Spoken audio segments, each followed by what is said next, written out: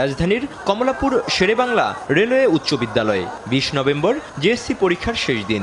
পরীক্ষা দিচ্ছে মতিঝিল মডেল উচ্চ বিদ্যালয় ও মতিঝিল কলোনি উচ্চ বিদ্যালয়ের শিক্ষার্থীরা। ইংরেজি দ্বিতীয় পত্রের পরীক্ষা চলাকালে সৃষ্টি হয় এমন অভাবিত চিত্র। পরীক্ষার্থীরা সবাই ব্যস্ত উত্তর লেখায়, তবে নিজে নিজে নয়, সমবায়ী পদ্ধতিতে।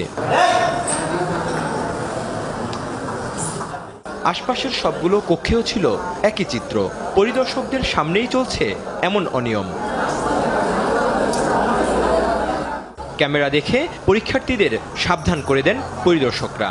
সমবেতভাবে সাবধান হওয়ার চিত্রই বলে দেয় ক্যামেরার আড়ালে এসব পরীক্ষা কক্ষে কি চলে।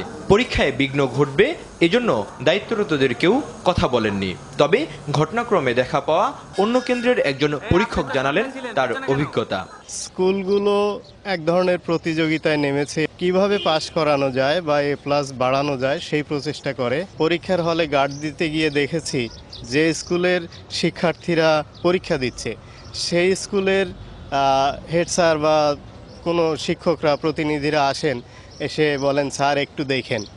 এখন এই অনুরোধ রাখতে গিয়া হলে মোটামুটি ছাড় দিয়ে রাখা হয়। গ্রামের স্কুল কলেজগুলোর পরিস্থিতি আরও নাজুক অবস্থা। পরীক্ষা শেষে একটি কক্ষে পাওয়া গেল সদ্য প্রস্তুত সৃজনশীল নকল। অনুসন্ধানে বেরিয়ে এলো চাঞ্চল্যকর তথ্য। পরীক্ষা শেষে বেশ কয়েকজন পরীক্ষার্থী পরিচয় গোপন রাখার শর্তে জানায় পরীক্ষা শুরুর কিছুক্ষণ পর নিজ নিজ স্কুল থেকে কৌশলে এমন উত্তরপত্র পৌঁছে দেওয়া হয়। বাহক হিসেবে কাজ করেন স্কুলের পিয়ন, কেয়ারটেকার, অনেক সময় শিক্ষকরাও। শেষ দিনে এই উত্তরপত্র রেখে আসা হয় কেন্দ্রের বাথরুমে। অথচ সন্তানের পেছনে হাজার হাজার টাকা খরচ করা অভিভাবকরা এসবের কিছুই জানেনই না।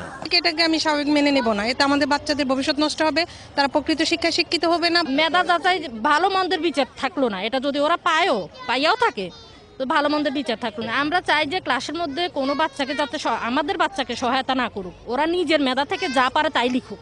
পরীক্ষার নামে আসলে কি হচ্ছে, কি শিক্ষাই বা নিচ্ছে দেশের ভবিষ্যৎ প্রজন্ম?